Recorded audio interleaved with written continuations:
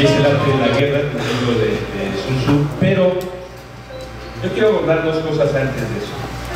Primero, una reflexión sobre qué es México. A ver, ¿qué es México para ustedes? ¿Qué me puede decir? Levanten la mano. Son políticos, acuérdense, los políticos no se cohiben. Un principio para ser político es como ser actor. No tienes que tenerle miedo al ridículo. ¿Sí? Ustedes se van a presentar como personas, van a hablar, tal vez no sepan ni de lo que hablan, pero tienen que hacerlo con mucha convicción, les tienen que creer. ¿Sí? A veces nos pasa eso. Y no tienen que tener miedo a participar. Así es que, a ver esas manos, ¿qué es México para ustedes? Para mí México... ¿Tu nombre? Jesús Franco. Jesús.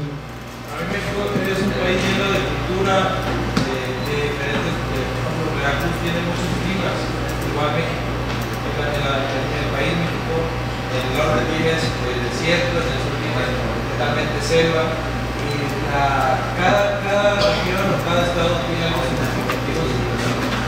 La gente que somos del Golfo es parecido, pero nos diferencia muchas cosas por la radio que está en el Pacífico.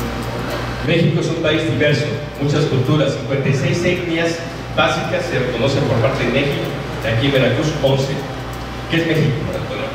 Antonio. Para mí México, bueno, es una... Con voz fuerte, acuérdense que están ante un panel. Los seguidores tienen que escucharse. Es una nación pluricultural, porque pues realmente tanto indígena como española, italiana, franceses han hecho Africanos han hecho del país una ¿cómo puedo decir? Un caleidoscopio. Los han juntado para varias culturas, se han juntado en México y han hecho cierto tipo de ¿cómo puedo decirlo? De historia. Las mezclas se han juntado las culturas y han hecho eventos como, no sé... Somos un pueblo pluricultural, dice la Constitución. Todas las tradiciones... de las tradiciones, se han juntado las tradiciones y hay días especiales donde ya no importa si eres indígena, aceptaste tradiciones españolas o tradiciones italianas o otro tipo de tradiciones, no importa si tu familia también viene de España o viene de Europa, también aceptas tradiciones de otras. Estamos abiertos a la cultura. A ver, ¿quién más? ¿Qué es México? Creo que nada más ellos cuatro quieren participar. Es un país que está integrado por 32 estados, que cada quien está regido por instituciones, por gobernantes, en este caso, a lo mejor lo que nosotros queramos aspirar, y por la desigualdad de la población. Un estado federal, dice el 39 constitucional. Buenos días, mi nombre es Efraín. Para mí México es un país, como bien decía, multicultural. Tiene mucha historia, mucha cultura, muchas tradiciones que ofrecer al mundo. Hablar de México es hablar de los grandes pueblos que han estado aquí. Desgraciadamente o afortunadamente, en algún momento de la historia fueron conquistados, pero fueron grandes astrónomos, grandes matemáticos, grandes guerreros. Pues para mí es un orgullo. Es un orgullo ser mexicano. A ver aquí. ¿Cuál es su nombre? ¿Tu nombre? Ana Karen de Hernández. Para mí México, independientemente de hablar de política y de niveles geográficos, es un lugar lleno de mucha riqueza natural. Contamos, está constituido en todas sus regiones, contamos con gente muy trabajadora, luchona, que no solo en nuestro país se enfrenta a difíciles situaciones y escenarios, sino que tienen que salir a buscar otros escenarios fuera de la región. Y además es un lugar que nos ofrece una libertad de expresión. Me llamo Efraín y pues para mí México es un país que todo el mundo quiere, todos los países, tanto los integrantes mexicanos, como un país porque muchos pues, vienen de fuera para disfrutar de los recursos o se llevan mexicanos porque son demasiado muy inteligentes todos los que México es un país pues sí, multicultural, demasiada riqueza, que si sabe manejarla, pues puede llegar a ser una potencia mundial. Muy bien. A ver, fíjense que cuando yo hago esta pregunta de ¿qué es México?, podemos dar muchas respuestas. Podemos hablar de la diversidad cultural, podemos hablar del territorio mexicano, cómo está conformado, podemos hablar de la nación mexicana, las características del lenguaje, las tradiciones que tenemos, lo que nos gusta comer. Yo cuando pienso en México, pienso en... Y yo quiero que entendamos aquí en esta clase, en este día, a México como yo. Cuando yo les pregunte qué es México, ustedes tienen que saber, tienen que decirse a sí mismos, yo soy México. ¿Por qué? Porque es importante que ustedes se identifiquen con el yo soy México. Porque siempre estamos hablando en política, en los partidos políticos, de cómo vamos a mejorar México, de cómo vamos a hacer un mejor país. Pero siempre lo pensamos en términos de a ver cómo vamos a hacer que ustedes sean mejores. ¿Cómo los transforma a ustedes para que sea México mejor? Y creo que si ustedes no mejoran, México no mejora. Primer paso para ayudar a otros, ayúdate a ti mismo. ¿Quieres que los demás dejen el analfabetismo, tengan educación de calidad? Pero yo ayer vi un grupo que le falta mucho todavía culturalmente hablando, que veo que tienen que meterle un poquito más a la lectura, a las cuestiones de ciencia política, a la cultura en general, al arte, a la literatura. Se necesita que los políticos hoy día sean cultos, no solamente que sepan demandar y gestionar cosas, sino que sean cultos, que además conozcan de la técnica para la administración pública, para el poder, para el gobierno. Eso no lo vi ayer en los comentarios. Por eso se los comento, se los digo, para que ustedes vayan reforzando. ¿Alguno de ustedes ha salido del país? ¿Sí? A ver, levanten la mano. ¿Quién ha salido del país? Tenemos varios. A ver, los que han salido del país, cuando están fuera de México y piensan en México, ¿en qué piensan? La comida. Yo tuve la oportunidad de visitar Barcelona. Barcelona. Por ejemplo, yo decía que iba de Veracruz y nos ubican como un estado alegre, ¿no? Así de que, ay, que... Sí, no digo cómo te ubican. Tú, ¿qué extrañas cuando estabas allá? De México, tú pensabas México, te extraño. ¿Qué extrañabas? Lo primero que extrañaba era la comida. La comida, los chilitos, Sí, las tortillas. ¿Qué más? Pues, Idioma. Yo siento que lo que más extraña, o de lo que se extraña mucho, es la calidez de la gente. La calidez de la gente. Como los latinos son muy cálidos, muy amigueros, y otras culturas son un poco más reservadas. Todos ustedes que han salido del país son de Veracruz. Nacieron aquí, vivieron aquí, han vivido aquí. A ver, les pregunto, cuando estaban allá en Barcelona, no sé dónde fuiste. Bueno, he tenido la oportunidad de ir a varios. ¿Pero a qué país fuiste? Bueno, he ido a... Dime uno. A Francia. A Francia. Estaban en Francia, en España. ¿O en qué otro han ido?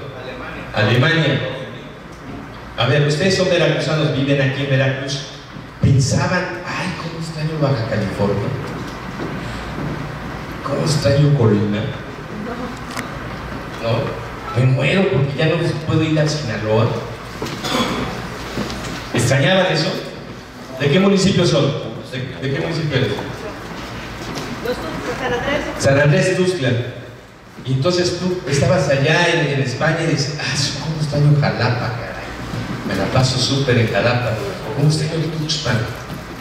Eso pensabas. No. Pero eso también es México, ¿no? Pero no pensabas en eso.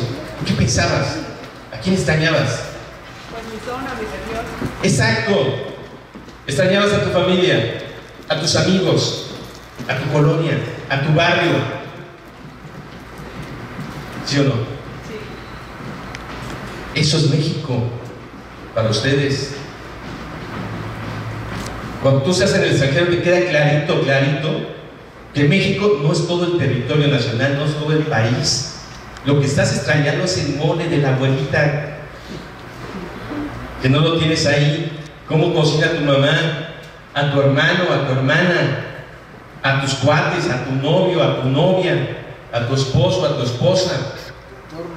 Eso es lo que extrañas. Para ti eso es México, ¿sí o no?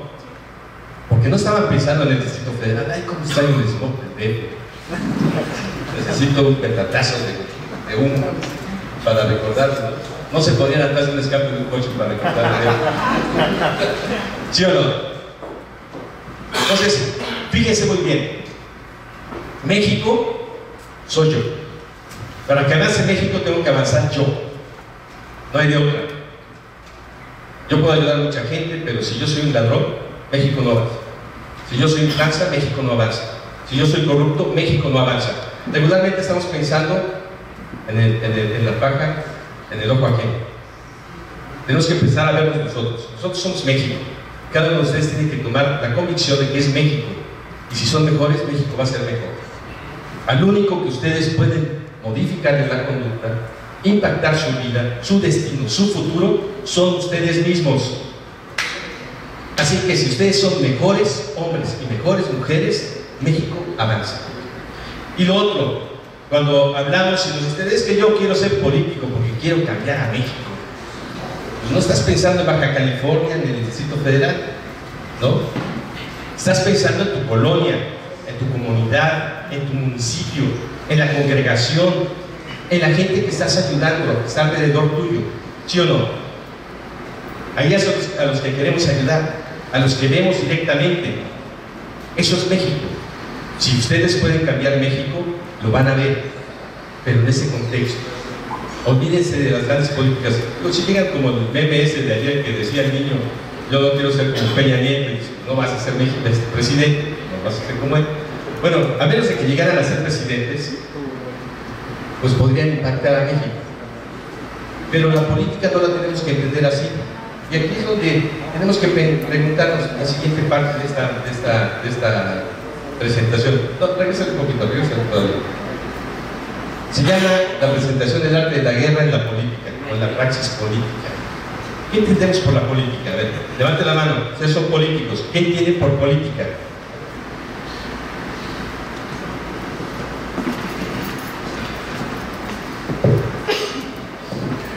Bueno, mi nombre es Vitalis Illescas y para mí la política es el buen servir, el ayudar a los demás desinteresadamente para mejorar las condiciones que me rodean, que nos rodean a todos.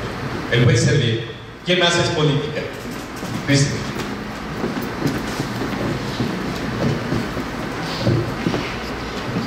La política es establecer un sistema para que la sociedad simplemente funcione. Eso es hacer política. Sistema para que la sociedad funcione. ¿Quién más? Pues para mí la política son reglas que tenemos que seguir para lograr determinado punto. Reglas que tenemos que seguir. A ver aquí. Para mí es una forma de negociar a que todos queden conformes. Forma de negociar para que todos queden conformes. Para mí es un diálogo constante, independientemente si estás en la función pública, en la función privada. En la política es eso, de estar, poder dialogar y poder llegar a acuerdos que vean el beneficio de todos. Muy bien. Jesús Domínguez, para mí la política se me viene a la mente que es un arte, una doctrina o una opinión referente a un Estado. Muy bien. ¿Alguien más a ver aquí? Es generar el bien común, organizarnos para generar el bien común. Muy bien. A ver.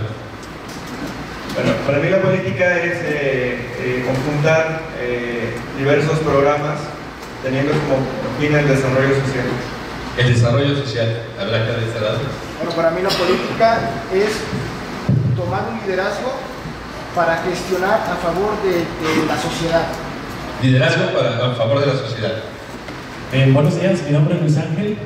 La política para mí yo creo que es el ejercicio pacífico para buscar acuerdos, generar consensos desde lo más bajo hasta las altas esferas de la política, de los gobiernos, en el Muy bien. ¿Quién más? ¿Ya nadie más?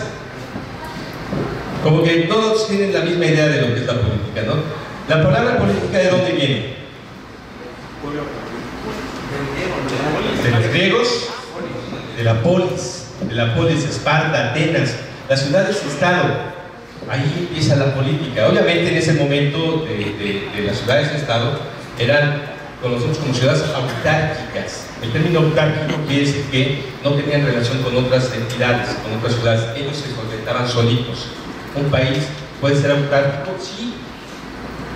Nosotros nos cerramos al comercio internacional, por ejemplo. Corea ahorita es autárquico. Está cerrado al flujo migratorio, está cerrado al comercio internacional. Son ellos internamente, no tienen redes sociales, no tienen internet, no permiten a su población que conozca lo que ustedes conocen. Está en autarquía, aislado, resolviendo las cosas que quieren. Esparta, Atenas, en esos lugares salieron algunos términos como la oligarquía, la aristocracia, la democracia. La oligarquía, que es un gobierno de varios. La aristocracia, que es el gobierno de los reyes, de los monarcas. Y la democracia, que es el gobierno del pueblo. Pero fíjense que el gobierno del pueblo, tanto Heródoto, Platón, Aristóteles, todos ellos cuando hablaban de las formas de gobierno, no pensaban en la democracia como la mejor forma de gobierno. De hecho, la consideraban la menos mala, sino que la peor, alguno de ellos, político, por ejemplo. La democracia, ¿por qué? Porque decían, ¿cómo va a gobernar una chusma que no sabe sobre economía? ¿Cómo va a decidir una chusma que no sabe sobre finanzas, deuda externa? ¿Cómo decidían ahí los griegos en este concepto de democracia? Pues, a ver, dime. Entre el hombre más virtuoso. Bueno, tenían ellos espacios grandes donde hacían reuniones, por ejemplo, en Esparta o Atenas, donde participaban de una población de 20.000 personas, solo 500. Las mujeres no eran ciudadanas, no podían decidir. Los esclavos, menos. Los bárbaros, los extranjeros, bueno, los bárbaros les decían así a los extranjeros, los romanos, los extranjeros tampoco, no eran ciudadanos. Solamente los hombres mayores. Los niños no podían decidir. Pues no decidían todos. Sí decidían un número de alrededor de 500 personas, pero no era la mayoría. Y podían debatir. Hoy pueden debatir en el Congreso 500 personas. Lo cierto es que no. Todo lo deciden los coordinadores parlamentarios. Entonces, ¿la democracia funciona, sí o no? Para México, ¿qué entendemos por democracia?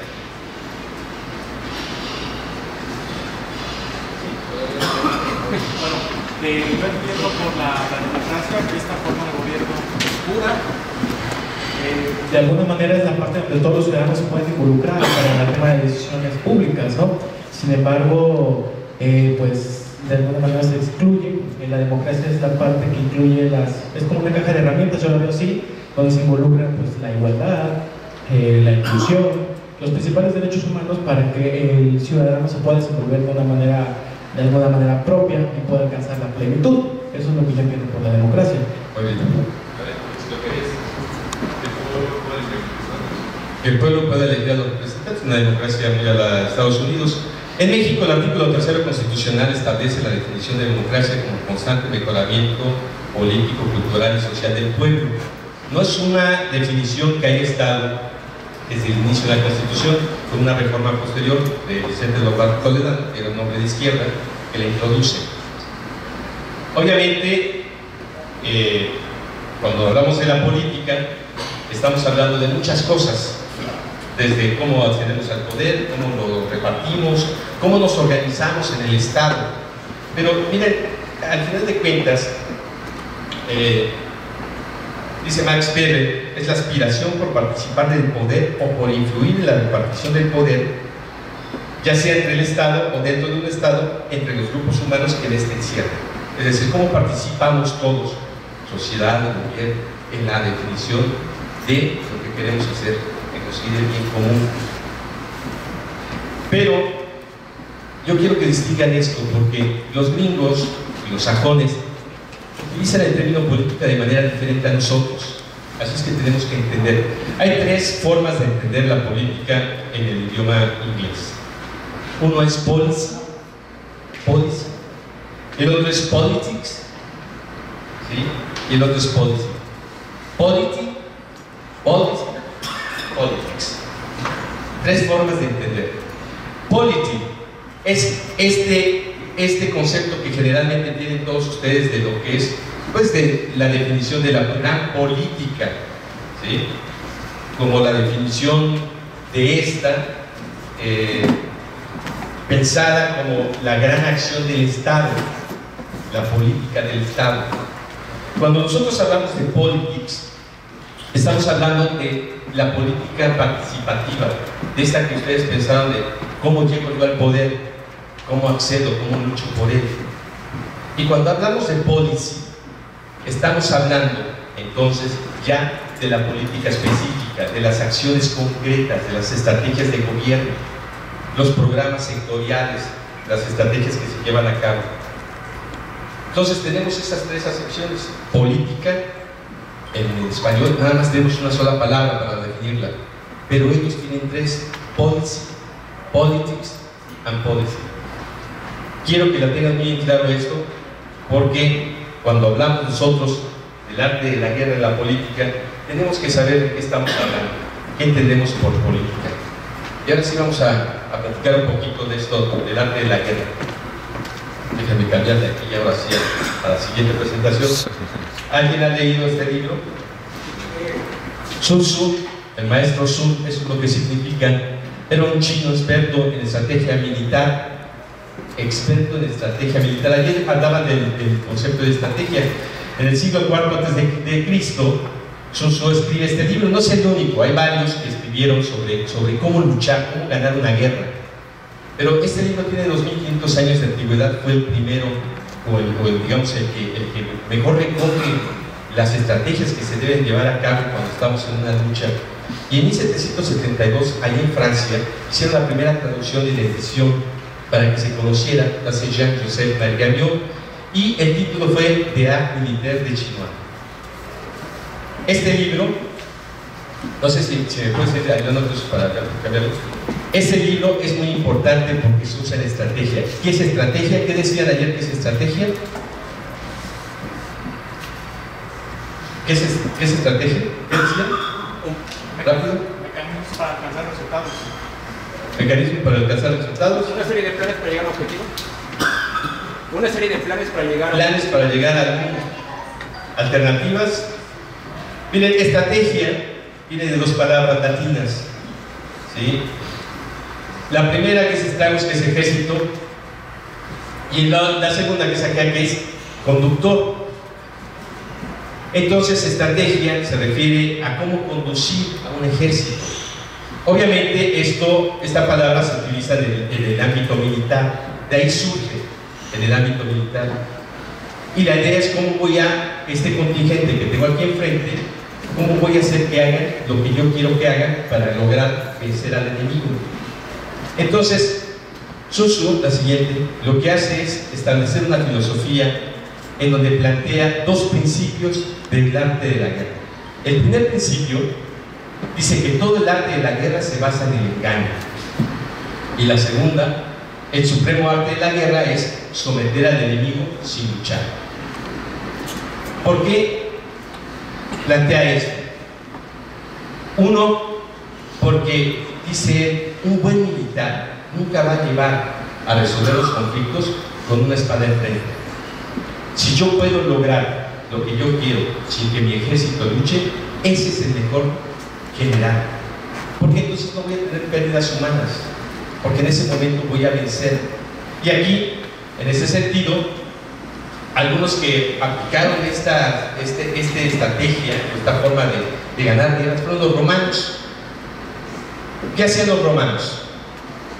Los romanos tenían una fórmula, se llamaba la fórmula Soci, y esta fórmula lo que hacían los romanos, le decían a un pueblo que iban a someter, le decían, a ver, te voy a dar dos opciones: o te sometes, me pagas impuestos, me rendes tributo, y yo, en reciprocidad a eso, te voy a respetar como sociedad, voy a dejar que operes con tu religión, voy a dejar en paz a tus mujeres, a tus niños, vas a tener tus instituciones y tu forma interna de gobierno, pero siempre supeditada a nosotros. O la segunda, te quieres oponer a someterte al Imperio Romano, pues te vamos a destrozar, vamos a matar a tus hombres, vamos a violar a tus mujeres, vamos a esclavizar a tus hijos y les vamos a quitar el idioma, la religión, su cultura, los vamos a desaparecer. Entonces ustedes decidan. Y obviamente pues, los pueblos, algunos se peleaban, los normandos con los de Alemania, por ejemplo, que fueron los que más guerra les dieron, los ingleses, los de Bretaña, no había Inglaterra todavía, también lucharon mucho contra ellos, pero otros pueblos no. Por ejemplo, los judíos sí se sometieron, y entonces, por eso estoy de Poncio Pilatos, hay que decir algo de Jesús, estaban bajo esa fórmula, bajo la fórmula SOS. Obviamente, todo arte de la guerra se basa en el engaño. Dice, ¿qué engaño? En el engaño, para poder lograr lo que yo quiero, siempre y cuando ese engaño tenga un fin que no lo pueda alcanzar de otra manera. ¿Sí? A la siguiente. Y para esto dice, primer capítulo, vamos a ver 5 capítulos de ese libro, tiene más, pero ya en el segundo módulo yo se los estoy dejando la lectura de este libro completo. Éntrate a esto, vamos a valorar 5 temas para poder lograr establecer una estrategia. O sea, primero, la doctrina es importante. Si la gente, si tus soldados piensan igual que tú y comulgan con lo que tú estás planteando, te van a seguir, van a morir por ti. Si ellos se identifican con el pensamiento que tú planteas, este pueblo va a estar en armonía con su gobernante y por lo tanto va a estar en apoyo a él. Obviamente la doctrina, ya aplicada desde el punto de vista partidista, ¿cuál es para nosotros? Los documentos básicos. Esos documentos básicos, nosotros coincidimos con los documentos básicos que son los que hacen el planteamiento de nuestro gobernante. En este caso, el Partido Revolucionario Institucional, a partir de la presidencia, las gobernaturas, las presidencias municipales que tiene a su cargo, no solo están cumpliendo con la ley, también están cumpliendo con una forma de pensar, de cómo hacemos gobierno. Ahora, ¿cómo hacemos que la gente, que la sociedad, comulgue con ese pensamiento? Ese es el reto. ¿Cómo hacemos que la doctrina priista permee con la sociedad y se identifique con ella? Pues yo diría, pues vamos primero a dar a conocer, ¿o no? ¿Cómo queremos que los mexicanos, las mexicanas, se identifiquen con nuestro pensamiento si no les decimos cómo pensamos? Y para esto lo primero que hay que hacer es manejar bien los conceptos de los documentos básicos, ¿sí? El segundo punto dice Sun Tzu, el tiempo. Pero el tiempo para Sun Tzu es el yin y el yang, el bien y el mal, el día y la noche. Este planteamiento no es en términos de las horas, sino de saber dónde estamos parados, el contexto es importante. ¿Cuál es el contexto que tiene Veracruz en este momento? Político. Estamos previos al destape de los candidatos de los partidos presidenciales y de la gobernatura y de los candidatos a diputados, ¿no? Ese es nuestro contexto. Debemos saber leer el tiempo, el momento que estamos viviendo y a partir de eso, ¿qué vamos a decidir? El PRI tiene que saber leer el momento que vive México para elegir a su candidato a la presidencia de la República. Que si va a ser Mí, que si va a ser Osorio, que si va a ser... Depende del contexto, porque cada uno de ellos puede ser personajes que cumplan con el perfil, con la capacidad, con el conocimiento, se han estado proyectando políticamente, pero el momento va a determinar. Algunos presidentes han decidido, bueno, yo voy a apoyar a alguien que sepa economía, porque el problema que tiene el país es de economía, de crisis económica, de deuda externa.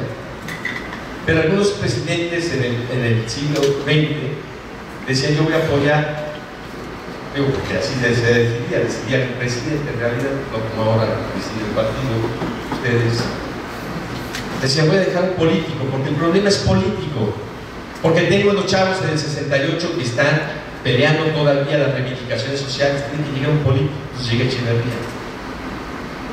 Desde la Madrid tiene que llegar un Portillo, tiene que llegar alguien que sepa administración pública, llega de la Madrid y es la maestra de la administración pública. O tengo un problema económico, tiene que llegar alguien que sepa economía, entonces llega Salinas, que era economista. ¿Sí? El tiempo determina muchas cosas, tenemos que saber leer. Cuando nosotros hablamos de la política, se dice, es un estadista. ¿Por qué? Porque Lázaro Cárdenas pudo expropiar el petróleo. ¿Cuál fue su tiempo de Lázaro Cárdenas? A ver qué sale. La Segunda Guerra Mundial, o la Primera. La Segunda Guerra Mundial. Porque los Estados Unidos estaban en plena guerra y ahí fue la oportunidad. 1938, la Segunda Guerra Mundial empezó en 1939. Es decir, expropió antes. Pero ya se veía el movimiento de Hitler, de los nazis, veían a todos el ejército que iba marchando, las armas que estaba acumulando Hitler en Europa, la tensión que ya se estaba generando, una posible invasión del movimiento de los nazis. La guerra era inminente. ¿Qué necesitaba Estados Unidos respecto a México? Necesitaba la paz. ¿Por qué? Imagínense Estados Unidos, empieza la Segunda Guerra Mundial y de repente empieza un conflicto México-Estados Unidos de guerra, en donde Alemania hubiera apoyado a México, obviamente, los japoneses hubieran estado con nosotros. Por eso cuando empieza la Segunda Guerra Mundial, Lázaro Cárdenas ya no es presidente, pero lo mandan como comandante allá en Baja California, porque pensaban que iba a haber una invasión japonesa y que por ahí podrían ingresar a Estados Unidos-Japón. Fue cuando se crea el Escuadrón 201. Lázaro Cárdenas supo aplicar bien el tiempo, el yin y el yang, el momento, el contexto, lo aprovechó. Sabía que no nos iban a volver a invadir por la expropiación, que tenían a fuerza Estados Unidos que están con nosotros. Lo supo leer, y a eso se le llama ser un estadista. Churchill lo hizo, otro estadista. Sabía lo que tenía que hacer. ¿Qué hizo Churchill en la Segunda Guerra Mundial? El arte de la guerra, primer punto, el arte del engaño. Sabía que lo iban a invadir, que Hitler quería invadir a Inglaterra. ¿Qué es lo que hizo? Churchill mandó a hacer miles de tanques y aviones en las costas de la Bretaña, cercanas al canal, para que fueran visibles. Sabía que los iban a bombardear y sabía que en el bombardeo iba a haber reconocimiento militar. Así es que cuando llegaron los bombardeos a Londres, esos bombardeos lo que permitieron es dar información a Hitler: hey, tiene ajustados miles de tanques en la costa y de aviones. Si invadimos, nos van a rechazar, no vamos a poder invadir. Pero esos aviones eran de madera, eran pintados, no tenían aviones, no tenían tanques de guerra. Hoy día ya no los tienes que hacer de madera, ahorita los venden por internet inflables. ¿Los han visto? Búsquenlos, porque son parte para la estrategia, para poder lograr la contención. Contención, yo escucho mucho la contención aquí en la política. Tenemos que hacer política de contención. Bueno, eso es una política de contención. Entonces, supo su tiempo, su contexto, lo que estaba sucediendo a Churchill. Eso es importante. El terreno implica las distancias, hacia dónde se tiene que desplazar. Imagínense las grandes guerras de Napoleón. Yo alguna vez anduve por ahí en la República Checa, le enseñaban un lugar donde peleó Napoleón. Obviamente era planito, pero en lugares como México y en algunas zonas de Europa también había algunas elevaciones. ¿Quién es el que gana? ¿O quién está mejor preparado para ganar o en mejor posición para ganar cuando se hace una guerra? Pues el que está en altura, porque si yo estoy aquí, obviamente por gravedad mis cañones van a llegar más lejos, ¿sí? Que si estoy abajo, tienen que subir. Ganar el terreno es importante. ¿Cómo lo vemos desde el punto de vista de la política? ¿Qué es el terreno para ustedes en términos de la política? ¿Viene una elección? Ayer hablamos de seccionales. ¿Cómo dividimos políticamente el territorio? ¿No? Tenemos entidades federativas, municipios, secciones. Sabemos que en cada distrito hay alrededor de 500 y tantas casillas. Tenemos que saber dónde están las 500. El terreno lo tienen que conocer. ¿En dónde operan ustedes políticamente? Yo soy investigador del Colegio de Veracruz y le pidió el gobierno electo de Banderilla, la oposición, a nosotros, le pidió un diplomado. Entonces, dentro de eso me pidieron que diera algunas clases de administración pública. Me las pagan, ¿no? Gobierno electo. Ya ganan. Y yo les preguntaba, son muchos chavos, que se están preparando mucho para tratar de hacer un buen gobierno, pero cuando les decía, a ver, oigan, me dijeron que muchos para llegar aquí al centro de capacitación se perdieron. ¿Cómo se van a perder si es su municipio? Ustedes van a gobernar. ¿Cómo es posible que no conozcan cada una de las calles de su municipio? ¿Ustedes conocen su localidad? ¿Su colonia? ¿Saben los nombres? ¿Saben quién está votando en cada casilla? ¿Cómo votaron en cada casilla? ¿Sí o no? Porque si no saben los resultados, entonces no saben su terreno, no saben dónde están pisando. ¿Cómo van a dar buenos resultados si no saben quién ganó en la casilla donde tú votaste? ¿Quién ganó en la casilla donde ustedes votaron en la última elección? Morena. Por lo menos tu casilla, sabes quién votó ahí. Pero cuando andamos en acción política decimos, es que te toca a ti esta sección, tú vas a operar, tú vas a mover, movilización, ajá. Oye, pero ¿dónde están las casillas? ¿Cómo? ¿No sabes? Pues no vas a operar nada. ¿Sí me explico? El terreno es súper importante. ¿Dónde? Las distancias. ¿Qué tanto voy a tener que coadyuvar para ayudar a la movilización? Si no tengo esos elementos, no tengo costos. Por eso muchos, de todos los partidos en campañas, piden dinero para movilización. La verdad, se va para movilizar, pero para otro lado, ¿no? Para irse a Acapulco. Cuarto punto, el mando. Un mando improvisado, un mando que no sabe, un mando que no puede establecer estrategia, un mando que no tiene doctrina, que no sabe su tiempo, que no sabe el terreno que pisa. Es un mando que no sirve. Necesitamos un buen mando que sea sabio, sincero, benévolo, que tenga coraje y disciplina, que sea sabio. ¿Qué implica que sea sabio? No voy a responderle que sea sabio, es una pregunta. Es una pregunta. Yo más o menos llevo un poco más de 11 años trabajando elecciones en la ciudad de Veracruz. Respecto a los puntos que acaba de mencionar, estoy consciente de que con las personas con las que yo he trabajado, con las personas con las que yo he hecho equipo, hemos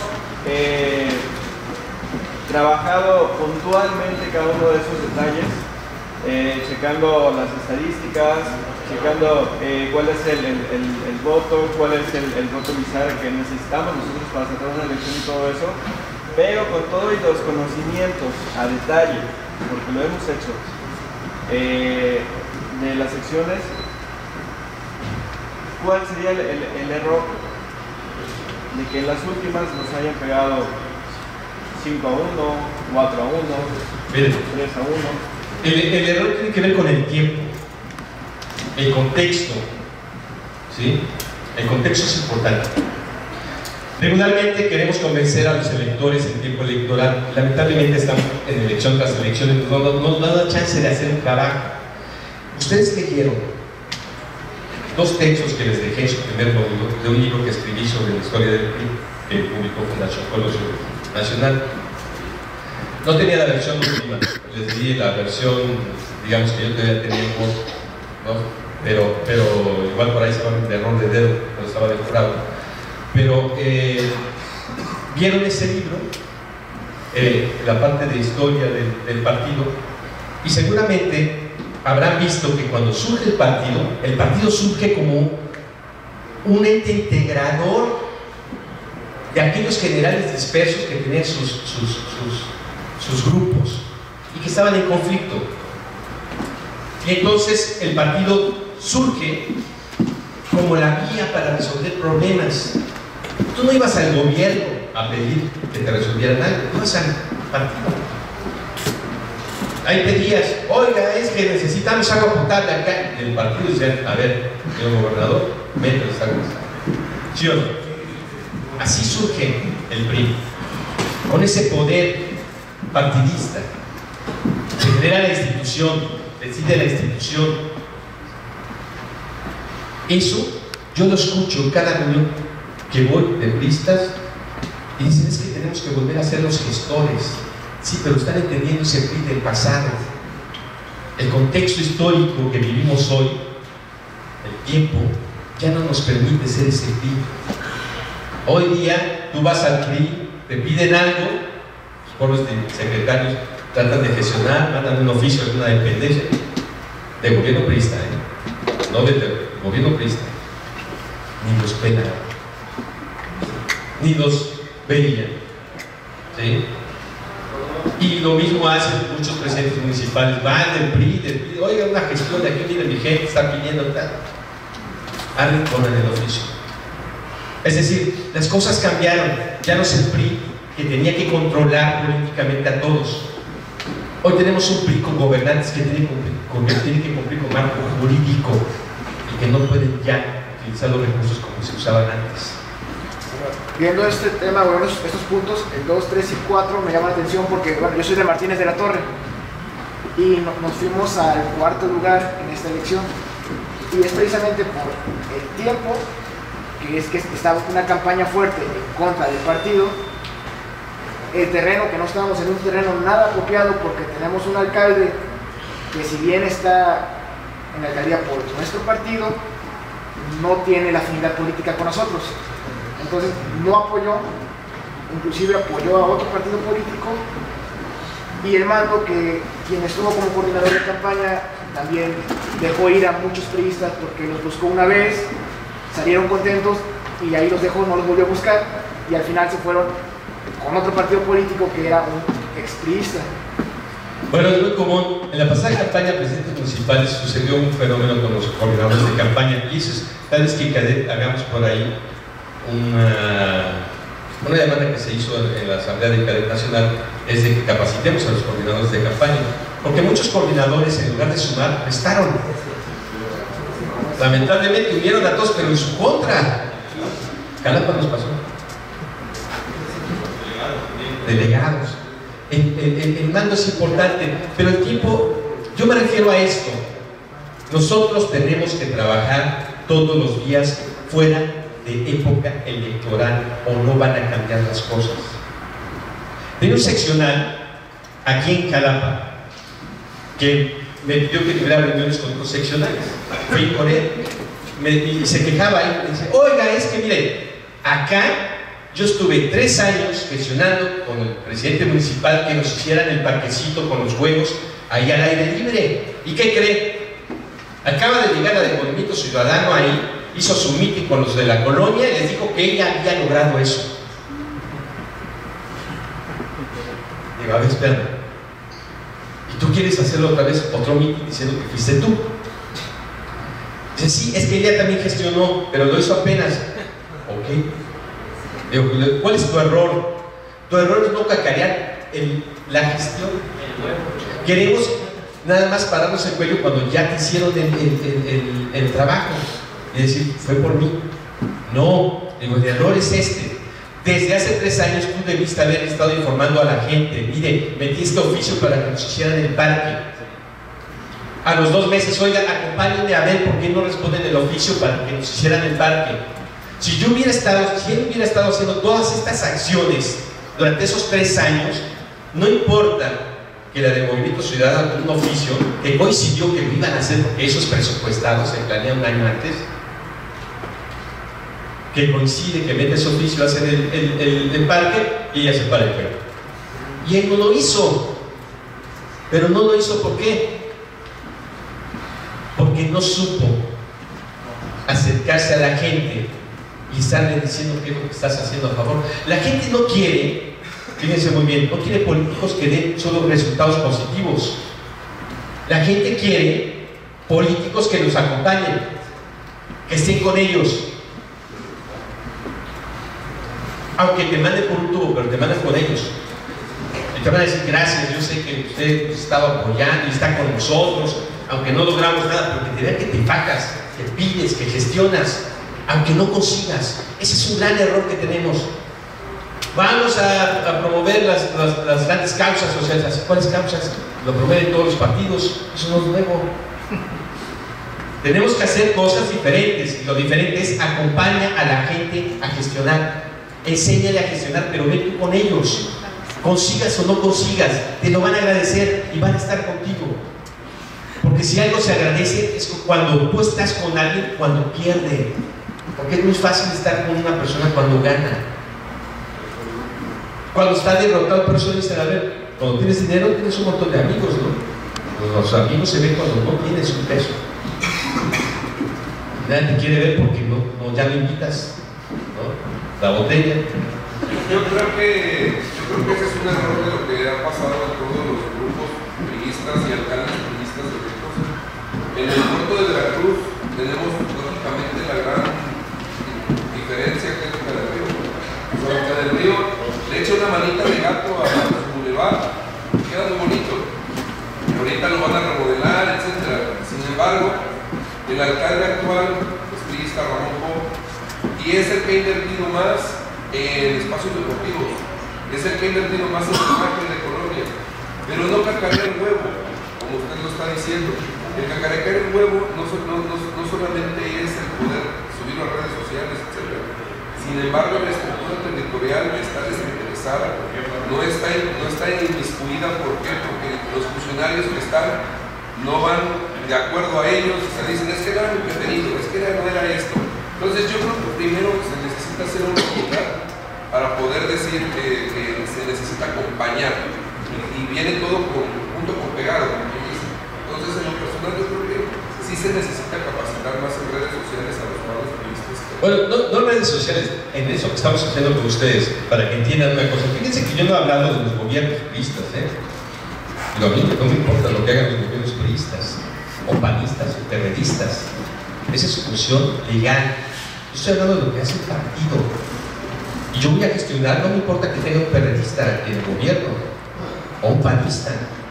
Yo a la gente siempre se lo digo, si tú sabes marco jurídico y sabes cómo pedir las cosas, te lo tienen que responder. Te tienen que decir que sí o que no. Y si te dicen nada, es violación de derechos humanos. Entonces te vas a la Comisión de Derechos Humanos. Tienes que saber presionar, priista, periodista, panista, porque a la mera hora que gestionas, no importa qué partido son. También los de acá de este lado te van a poner. ¿Por qué? Por una simple y sencilla razón, principio de escasez.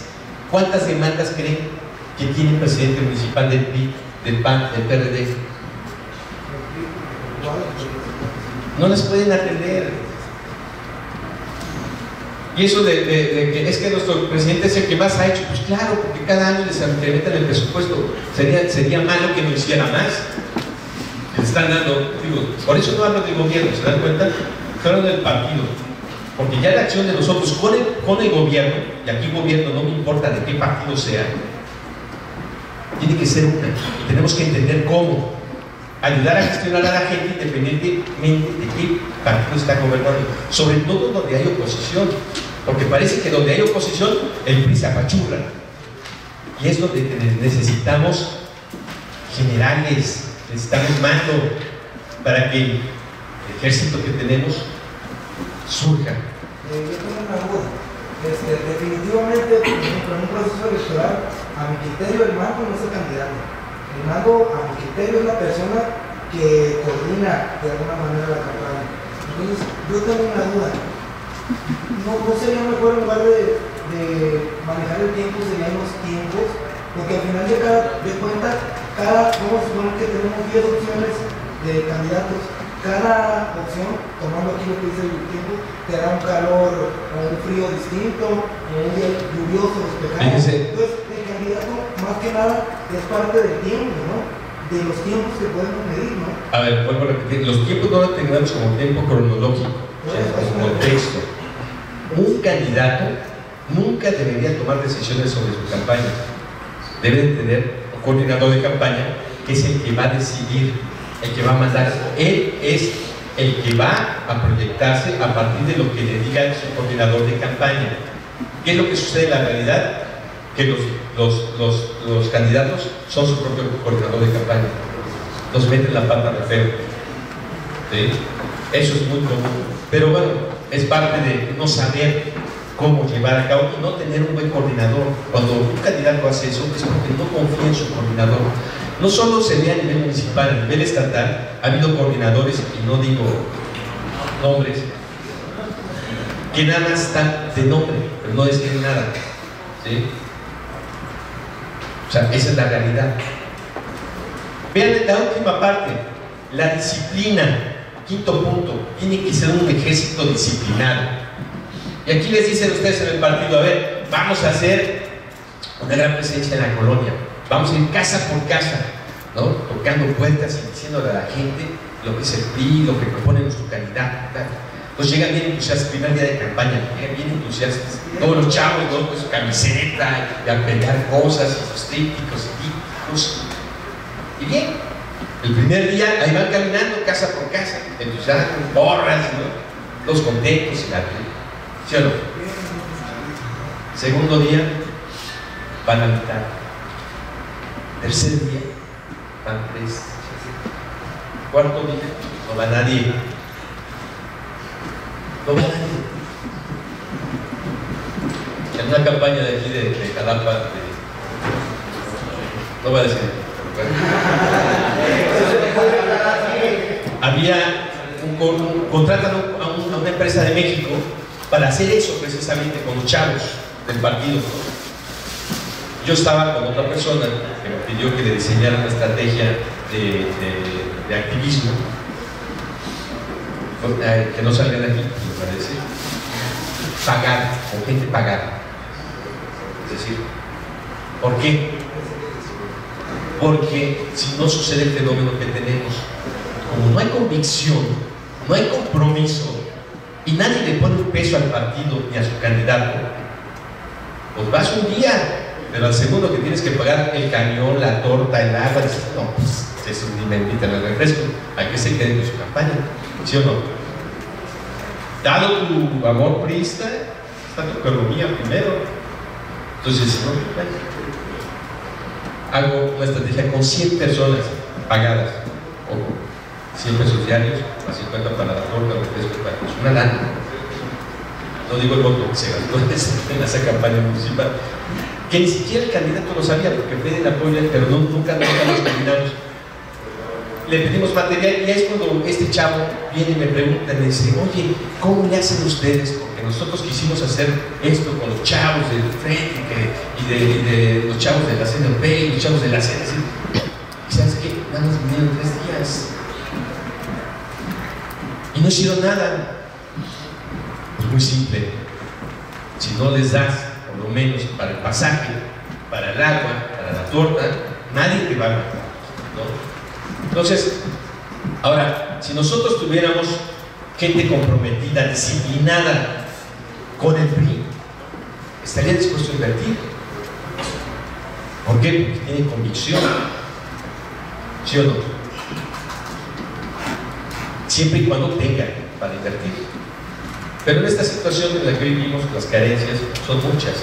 Entonces, eso es parte del contexto, del tiempo que tenemos que tener presente para saber qué tipo de disciplina podemos tener y cuándo. Dicen, vamos a capacitar a nuestros representantes de casilla, representantes generales, vamos a capacitar a quienes nos van a estar cuidando en las elecciones, vamos a capacitar a nuestros elecciones, todos están pagados. Lamentablemente yo no veo una estructura de convicción. Y nos capacitamos y no saben ni quién es el candidato. Me pasó, yo el curso, César, a ver si es el libro, es el editor. No se los puedo traer hoy, en la siguiente sesión presencial se los regalo. Escribí este libro, Estrategias de Campaña Política. Hemos repartido 11.000 en las últimas 2 campañas políticas. La predicción fue roja, ¿verdad? La primera fue roja, la de Alfredo. Se editaron 4.000, después se editaron 7.000. Cuando yo iba a los municipios que me pedían dar una capacitación para los seccionales y todo, en la campaña de Héctor, me decían, oiga, ¿por qué no vino antes? Es que no sabemos quién es Héctor. Yo iba a capacitarlos a decir, este es nuestro candidato, su esposa, sus hijos, lo que ha hecho, para que vayan, cuando toquen puerta, sepan. Porque imagínate que tú vas y tocas puerta y te dicen, oye, pero ¿quién es tu candidato? Y dices, chico, la verdad no tengo idea, ¿no? Pero se llama Héctor. Entonces, ¿cómo capacitamos así? Disciplina para que la gente haga lo que tiene que hacer. Campaña de ustedes estuvieron en ella, ¿sí o no? Díganme, ¿en qué lugar funcionó el sonido?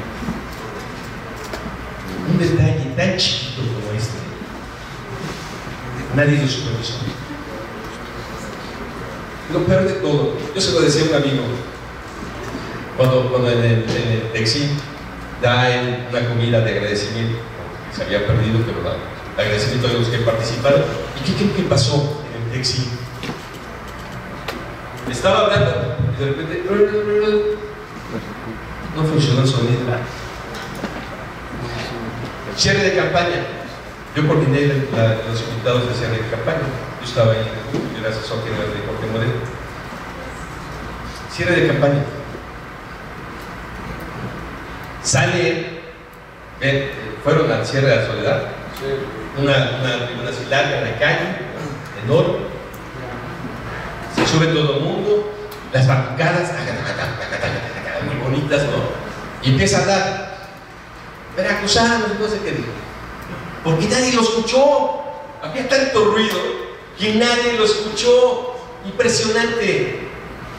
Iba caminando así hablando, muy contento, y él esperaba que la gente dijera, ¡ah! ¿no? El apoyo. Y se dio cuenta que nadie le respondió.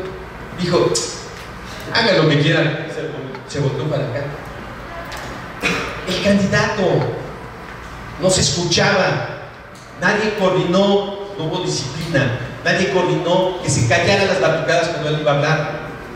Lo más importante era la palabra del candidato y nadie lo escuchó.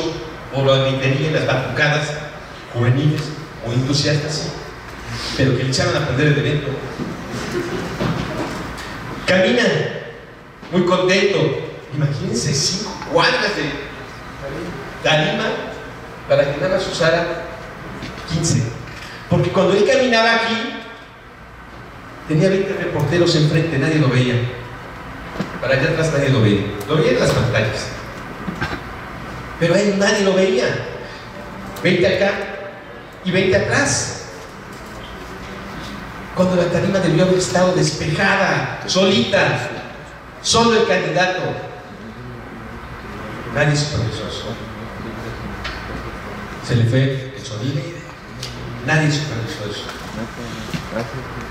Es decir, si yo le digo a alguien que tienes que ver la logística, tiene que ver la logística y tiene que estar pensando en cada uno de los elementos. Algo tan simple, un micrófono, fíjense muy bien. Hay gente que quiere hablar sin micrófono, se oye bien, me escucha, me gusta, dice, yo no necesito micrófono. El micrófono te da poder, te permite hacer que tus palabras se escuchen despacito si tú quieres, te das énfasis, como si hablaras al oído de la gente. O permite que grites, ¡vamos a la guerra! Y la arenga se sienta, el impacto, el sonido, ayer se los dijeron, lo grave, no, pero le dan un micrófono y le meten agudos. Pues parece como que era el gobernante. ¿O no? Tenemos que cuidar micrófono. ¿Quién lo va a cuidar? o sea, que le haya yo dicho que cuide el sonido. Hoy día te permiten o te venden un aparatito así importante para que lleves un micrófono. Aunque sea poquita gente, hay que hablarle con micrófono para que se escuche. Estas énfasis no se hace. ¿Quieres hablar sin micrófono? Acércate a la gente, abrázala y ahí en corto hablas con ellos. Necesitamos disciplina. ¿Quién va a hacer las cosas? Para eso el mando tiene que asignar quién lo va a hacer, pero también le tiene que dar los elementos necesarios para que lo haga. Vamos a la siguiente. Por lo tanto, vean, ya aplicado, ya lo dijimos, ya lo platicamos esto, ¿no? La doctrina, nuestros documentos básicos, el tiempo, lo positivo y negativo. Positivo, ayer se los decía uno de esos, el que decía los memes, hay que reconocer lo malo. Digo, es básico, básico. Queremos que la gente nos crea, no te pongas a defender corruptos. ¿O no? ¿Y cómo sabemos que los corruptos de hoy, que saldrán mañana, y que hoy decimos estamos con ellos y los apoyamos mucho, ¿no? Nos vamos a volver después caer también nosotros y vamos a decir yo no era como él, yo nunca lo apoyé. El tiempo, el terreno, la geografía electoral, identifican el mando, no improvisen dirigentes, no improvisen generales, tienen que prepararse. Y eso es importante. Si ustedes están con un candidato, díganle eso.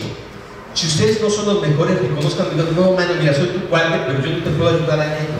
Sé que es un buen puesto, pero mira, te recomiendo a esta persona y a mí, déjame hacer esto que sí sé hacer. Métanse en lo que ustedes son especialistas, para que ustedes hagan bien, y en lugar de eso, lleguen a su principio del Peter y hagan malas cosas. El mando, la disciplina, estructura confiable, leal y con compromiso. Hoy por hoy, eso del compromiso lo entendemos como que me van a pagar, porque pues, si no, ¿cómo? ¿Sí? Esa es la verdad. Tenemos que reconocerlo, porque nos seguimos lavando el cerebro de que, con convicción, somos periodistas y vamos a sí, ¿y qué va a poner tu familia?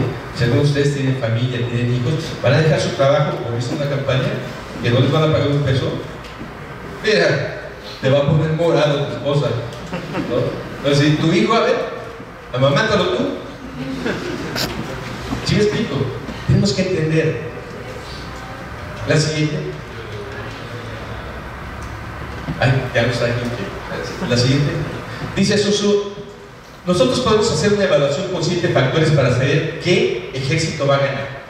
Él dice, si yo sé qué dirigente es más sabio y capaz de los 2 ejércitos, si yo sé qué comandante posee mayor talento, si yo sé qué ejército tiene ventajas dentro de la naturaleza, si está arriba posicionado, si está como Troya, atrás de una muralla, y los troyanos y los griegos están en la arena.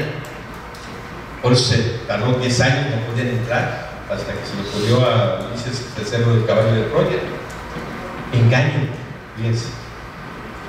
¿Qué ejército se observa de acuerdo a las regulaciones y las instrucciones? Es decir, yo general doy una instrucción y se cumple, ¿sí o no? No, pues es que a medias.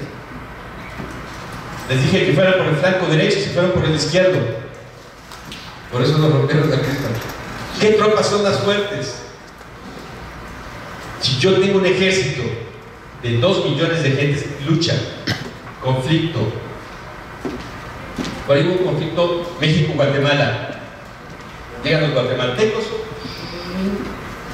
y le disparan unas embarcaciones camaroneras mexicanas en el espacio que ellos consideraban guatemalteco, ¿no?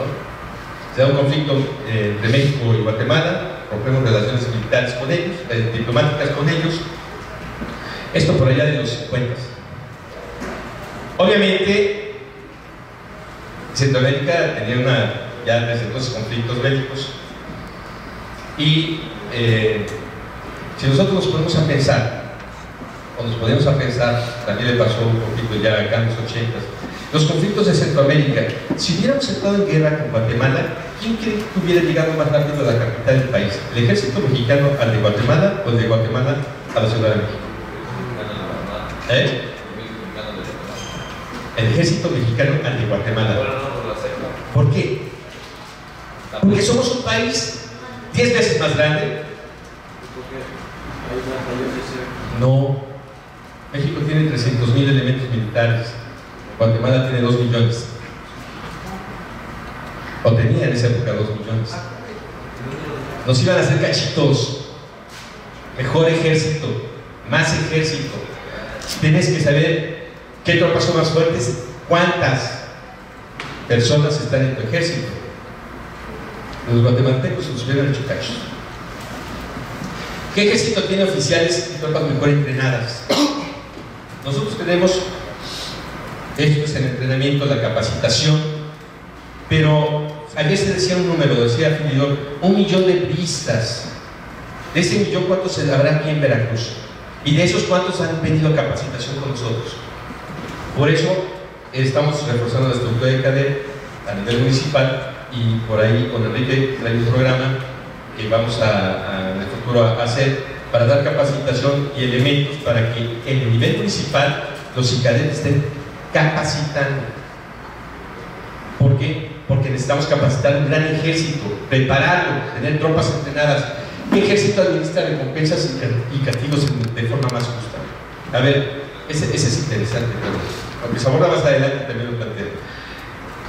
Ustedes están en el equipo de campaña y le echan ganas, y suben, y bajan, y no duermen, se duermen 3 horas al día, y al otro día están ahí al pie del cañón, y de repente les dice, oigan, fíjense que pues ahí un amigo nos hizo llegar un detallito para cada uno, digo, un regalito, tal vez sea para una cena, no sé. Entonces, pásenle ahí con la administradora, les va a dar un detallito. Y resulta que el detallito que te dan a ti, que trabajabas 20 horas diarias, es igualito al detallito que le daban al huevón ese que tenías ahí junto, que no hacía nada. ¿Sí o no? ¿Qué piensas? Exactamente, ya no voy a hacer nada. En un ejército, en una estructura organizacional, tenemos que saber distinguir al que trabaja. Alguna vez en la administración pública, un jefe que tuve, le digo, oye, déjame traerme, bueno, no déjame traerme, le dije, ¿sabes qué? Necesito que le pagues más a mi gente. Y le pedí eso. Yo sé que tienes compromisos. Yo sé que esos compromisos son de vida, te han ayudado en las peores circunstancias que has estado. Págales, está bien, págales, dales chamba, págales. Pero nunca le pagues más a ellos que al que te está haciendo el trabajo actual, al que hace que cumplas con la función que tienes, porque se te van a ir. Los cuates, págales, aunque no hagan nada, pero págales siempre más al que trabaja, al que sí cumple, al que te saca tu actual responsabilidad. Eso es definir ese sistema de recompensas y castigos en forma justa, porque si no, tú dices, no, yo ya no sigo con estos o con esos cuates, ya sea en el gobierno, en estructura, donde sea, con amigos. Igual cuando ibas al huevón para que le eche más ganas para recibir un premio mejor. Exactamente, o sea, el chiste es motivar a quien no trabaja, pero si vas a recompensar a todos, lo que decía Sun Tzu, si yo voy a darle en la misma recompensa al que saca su sable y pelea y lucha y mata a un montón de enemigos y se expone su vida contra el que se esconde atrás de un árbol, este que está luchando fuerte va a decir, o sea, quédese con su guerra. ¿Sí?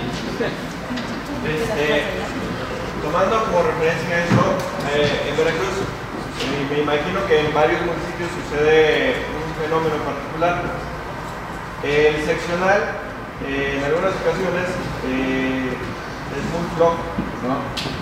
Considero que si comparamos los partidos políticos que hay, los seccionales que están en el PRI están mejor preparados. Tienen más estructura, tienen más personas que sus activistas y los activados que tienen todos ellos. Pero sucede un detalle muy curioso. A la hora de que se les da alguna motivación o algo por el trabajo que han hecho, lo que sucede mucho es de que si yo a él le doy 2,000, bueno, un decir, y a ella le doy 1,500, él le comenta a otro más, oye, es que me dieron 2, y esta de acá le empieza a decir a ella, y empieza, oye, ¿por qué le diste a ella más? ¿O por qué a mí me diste menos? Y por lo menos allá lo que se ha hecho mucho en Veracruz es de que en los seccionales cuando sucede eso, en ocasiones, me llegó a tocar verlo, te cierran la casa de campaña, te tienen ahí de que no te voy a dejar salir hasta que no me pagues, traen a los medios de comunicación y eso, y se vuelve un desmadre. Pues eso es normal, digo, aquí en Jalapa se tomaron la calle que no sabían pagar. Bueno, también es un desmadre de filo, ¿no? Porque también es como acostumbrar a los señores y a las comunidades a que actúen políticamente por tener una recompensa. Fíjense que estamos hablando de equipos, ¿sí?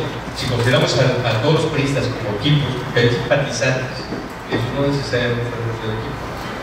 Y ojo, cuando hablamos de recompensas y premios, yo nunca dije dinero. Era un decir. Hoy las grandes empresas lo que hacen es poner el empleado en esta foto. Es un reconocimiento público. Nosotros también, si quieres, ¿qué pasa cuando de repente, es muy común con los hijos, ¿no? Que dices, es que yo quiero dejar bien orgulloso a mi papá, pero mi papá nunca me dice nada. ¿Qué piensa de mí? ¿Qué pasa cuando de repente el papá va con el niño en la secundaria, en la universidad, sale con la hija y le dice, estoy bien orgulloso de ti, necesito dinero? Los reconocimientos no necesariamente son de dinero. Aquí es como construimos una estructura de compromiso para lograr cosas a favor. Yo siempre digo, un político tiene que saber decirle a la gente, vamos a luchar para que el gobierno municipal, estatal y federal nos dé lo que necesitamos, pero si no, vamos a organizarnos y a resolverlo nosotros. Una vez di un curso ahí en el Auditorio María de Rivera de Economía, me pidieron una maestra que diera una plática de economía. Llego al salón, los veo, están los chavos sentados, vamos con la novia, se ordenan. Les digo, a ver, ¿cuántas horas pasan aquí? No, pues entramos a las 7, nos vamos como a las 2. ¿Cuántas son? 7, 8 horas diarias. Digo, ¿esa es su casa, no? Sí, vivimos muchas horas aquí. Digo, entonces, ¿por qué tienen el salón tan cochino? Vean todo lleno de patotas por todos lados, rayones. Es una porquería. Ustedes están acostumbrados a vivir así. No es que la dirección no nos da, no nos pinta. Espérate, chavos. Digo, si es mi casa, si es mi espacio. Si yo trabajo en una dependencia donde no hay intendente, pues yo le echo el trapo a mi escritorio, no lo voy a tener cochino nada más porque no hay intendente, ¿no? Decimos, ustedes pueden organizarse, es una cooperacha, compran una lata de pintura. Yo lo hacía en secundaria con mis compañeros, pintábamos nosotros la secundaria, los alumnos. Ustedes no pueden pintar aquí su espacio, que se vea bonito, dignificarlo. Les gusta andar entre la mugre. O sea, hay cosas que son de beneficio para nosotros. Ahí podemos integrar la acción. Anteriormente, y eso se perdió porque la ley ya no prohíbe, pero anteriormente los comités de participación ciudadana hacían kermeses o fiestas en la colonia para pavimentar o conseguían un localito. Yo conozco, por ejemplo, en Canto, ahí donde está el Congreso, así se hizo. Cada domingo había un grupito chiquito que tocaba, que era de la misma colonia, que no cobraba, porque era de la misma colonia, que tocaba y todo el mundo hacía tortas, pambazos, comida, tal, y la kermés, y se armaba el guateque, ¿no? Lo que se sacaba era para la pavimentación. No la pavimentó nada más el gobierno, ellos trabajaron, aportaron, ¿sí? O sea, si les explico, tenemos que ayudar a la gente a resolver también sus problemas, porque no hay recursos que alcancen en este país. Vamos a la siguiente. Bueno, les decía, Chuso dice, el arte de la guerra se basa en el engaño, golpear al enemigo cuando está desordenado. Los memes nos sirven mucho. para eso de golpear, ¿no? Para minar un poquito la confianza en las cosas. Pero yo sí comento, cuando nosotros hacemos algo que ofende a otro candidato, en lugar de golpearlo, lo fortalecemos. Ojo con eso. Los mexicanos tenemos una condición, siempre estamos con aquel que es desválido, con aquel que tiene más carencia, con aquel al que atacan todos, nos genera mayor simpatía. Entonces, cuando somos groseros, como bien lo decía el opositor ayer, somos groseros, lo único que vamos a hacer es fortalecer a esa figura. Tenemos que pegarle en los argumentos, en encontrar sus contradicciones, ¿para qué? Para que él no se mate. Ahorita que están comparecencias, un diputado que me pedía preguntas, yo les decía, mira, un secretario siempre te va a responder todo. Te va a buscar la vuelta, te va a responder. Aquí el asunto es cómo preguntas y cómo incomodas con la pregunta, porque no pasa nada, este es un show. El chiste es que te veas chico crudo, ¿no? Sí. Y la recomendación, mátalos con su propia información. El informe tiene un montón de contradicciones, está mal hecho, no tiene información, están informando al gobierno de Duarte, puros datos del gobierno de Duarte, ustedes ven para de 2016 para atrás, no ves 2017. Entonces vamos a pegar con la misma información de ellos, los matas. Y han sido de los que más les han generado, se han hecho esas preguntas y los hacen cachitos, ¿no? Entonces, tú ves la reacción de la gente que lleva, que les aplauden o que se ponen groseros. La de Cedesol se puso grosera. Y la diputada del PAN, que le respondió, por ejemplo, a los de por Veracruz, que fueron de los que impactaron también, se vio que les dolió mucho. Porque entonces, ¿cómo vamos a tratar de desorganizar? Obviamente, siempre cuando estás en una campaña, tienes que decidir a quién vas a ir a hablarle, ¿no? Y muchos dicen, no, pero espérate, mira, acá no vayas porque son puros periodistas, son puros de Morena, ay, ni entres. Entonces mi pregunta es, ¿dónde vamos a ganar? Si ellos nos quitaron, pues tenemos que ir a robarlos también, a convencerlos. O sea, lo peor que podemos hacer es decir, no vayas porque son de Morena, y ahí ni te metas, porque te van a corretear. Pues ni modo que te correteen, pero tienes que intentarlo, con cierta estrategia, con seguridad, pero intentarlo, ¿sí? Por eso tenemos que evaluar muy bien qué es lo que tenemos, pasa el paciente, qué es lo que tenemos, qué es lo que no tenemos en la política. Tiempos de suministro. ¿Qué necesitamos para hacer una campaña? Regularmente tenemos que dosificar, ¿sí? ¿Qué es lo que tenemos de recurso humano? ¿Qué es de recurso financiero? Sobre todo con las regulaciones que tiene el INE. Hoy vimos en la pasada elección las campañas más austeras. Fui a Ixhuatlán, la que está aquí por ejemplo es el café, ¿no? Me pidió el candidato antes de iniciar la campaña a la presidencia municipal, nos pide a nosotros un curso de capacitación. Les llevé este curso, esta plática de Sun Tzu. Y les preguntaba, ¿cuánto tienes de presupuesto? ¿Saben cuánto tenía? Que podía utilizar, de acuerdo a las regulaciones, 5,000 pesos para hacer campaña. Obviamente la población es de 12,000 personas. Pero me decían, oye, entonces no podemos llegar, siempre vamos como 3 o 4 camionetas atrás del candidato. No puede. Además, si puede llegar el burro mejor, porque entonces no saben contabilizar. O sea, y quiten esa cosa que tienen ahí tenían una campaña anterior del mismo, nunca había forrado la barda, se las van a cobrar. O sea, tenemos regulaciones hoy que tenemos que tener muy claro cómo se aplican esos recursos. Vamos a ver cada vez campañas austeras, ya no van a ser de las que tienes por todos lados un montón de carteles. Vamos a llegar a la campaña donde nada más vas a tener tu póster y casa por casa no se va a poner. Yo fui en la pasada campaña de Jalapa, que estaba yo apoyando ahí a Montano, fui a una inspección con el doble, impresionante. O sea, no se les pasa una. Y la georreferencia, si es de Morena, del PRI, del PAN, del PRD, la que sea, cada lomita está referenciada y por costos. Por ahí alguien nos quiso echar la mano y mandó a hacer unas barras que decía una M y una frase que no se relacionaba a nadie, pero que era obvia para quién era, ¿no? Nos la cobraron porque nosotros no la hicimos, nos la mandaron a hacer amigos y nos empinaron. ¿Sí? No hay manera de apelar eso. Ah, claro, no, si tienes que denunciar a tu amigo. No, pero si tú sabes, digo, si me explico, aquí el problema es darle a los amigos, vamos aquí al partido, una reunión con candidato de una organización, no voy a decir cuál, y le tenían una nota así, ¿no? Enorme, de esas, pero más grande, que la viera ahí en la sala de las presidencias. Cuando la vi, los que yo llevaba el camión, vénganse todos aquí, vamos a pararnos enfrente a ella, porque ya decía una frase electoral y no podía hacer. Y querían que se sacara fotos.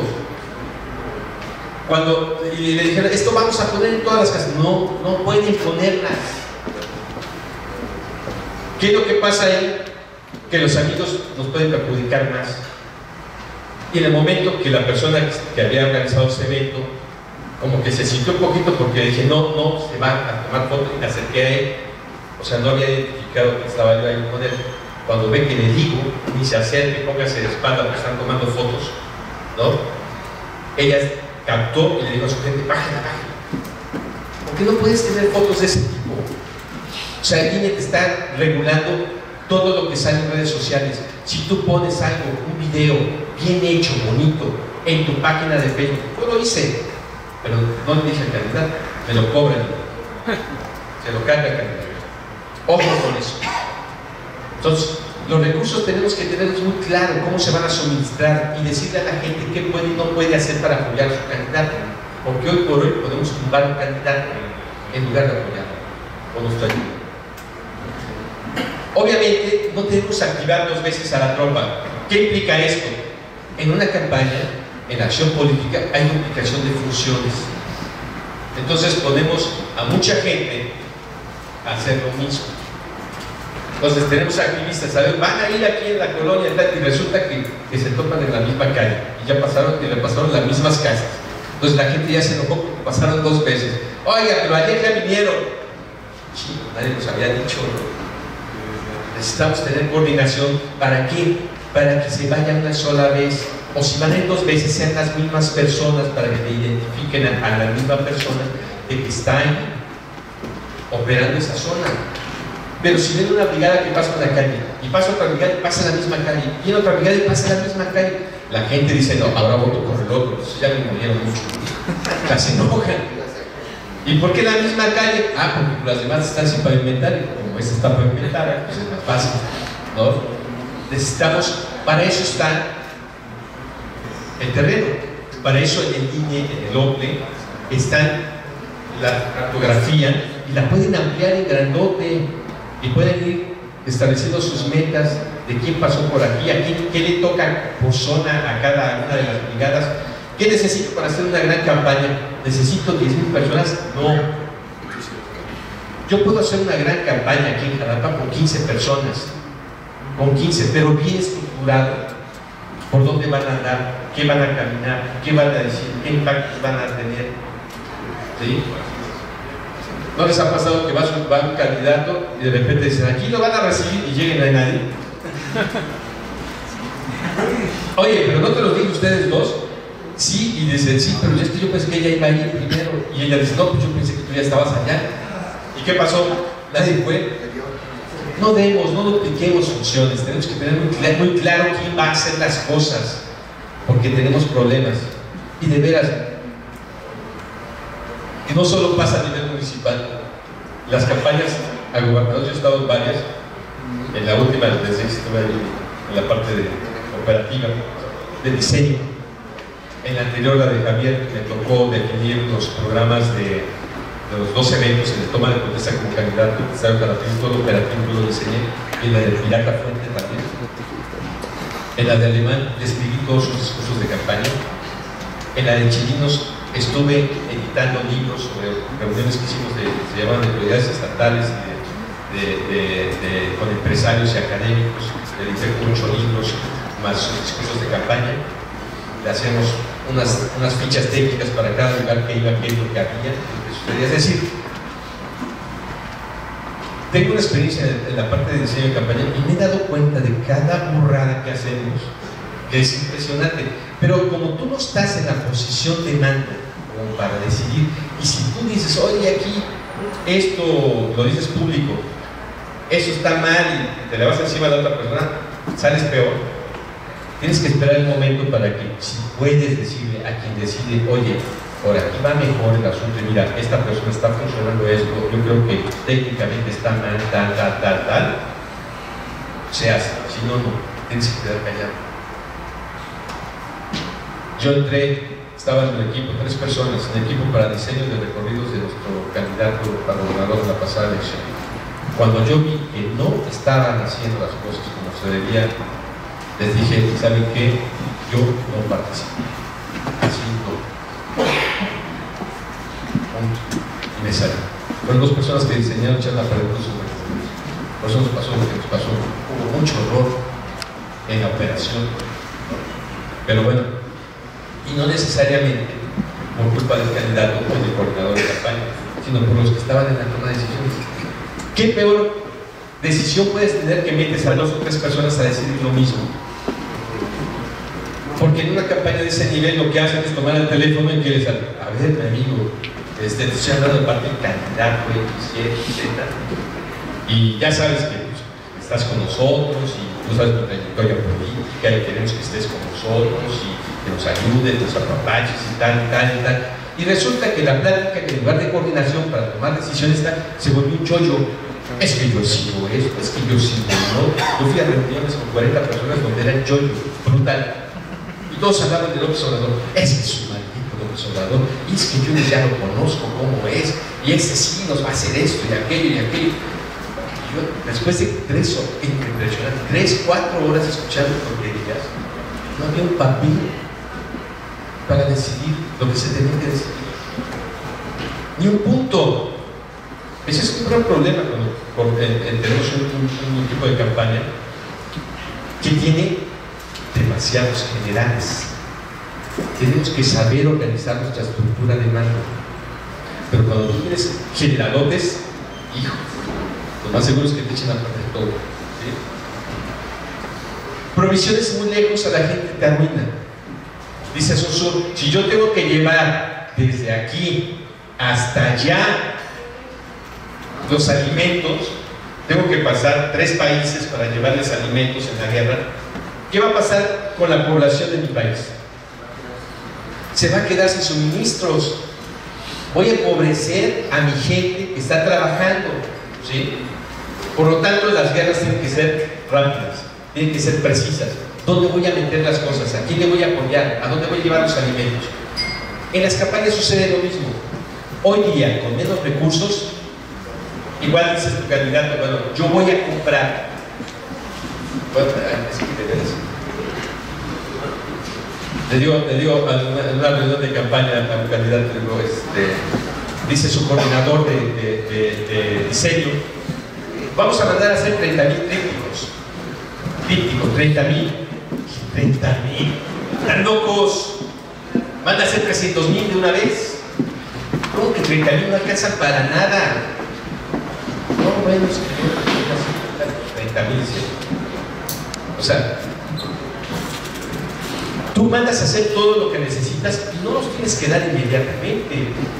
Tienes que dosificar. Lo que no te puede pasar es que te quedes sin los elementos para hacer campaña. Y tú sabes que esa cantidad no sirve. 30,000 para un lugar, distrito de 500 casillas, imposible. ¿O no? Entonces, tenemos que saber las provisiones. Llegan a los centros de atención, a los centros donde tú tienes la panfletería, lo que puedes apoyar a la gente para que haga campaña. ¿Y qué resulta? Que al final de cuentas llegan y no les puedes dar nada. Luego vienen de un municipio muy lejano a nada, gastan gasolina, gastan muchas cosas y no les puedes dar. Tienen 5 minutos para echarse un refresco. ¿Sí? Bueno, ya casi vamos a terminar. No, vamos a seguirle rápido porque, digo, quien quiera aparecer, porque que tenemos el tiempo encima. Es el consejo van a ir.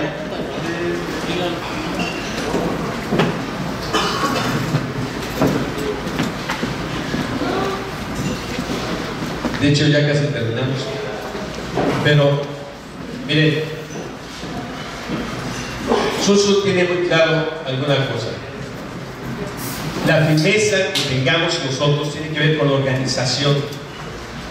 Y en la organización está todo lo que podemos nosotros hacer. Tenemos que aprender a establecer el mando, tenemos que aprender a delegar, tenemos que aprender a transmitir la información a la gente para que nosotros podamos ser exitosos en un diseño de campaña. Si no tenemos estos elementos, difícilmente la organización va a poder tener éxito.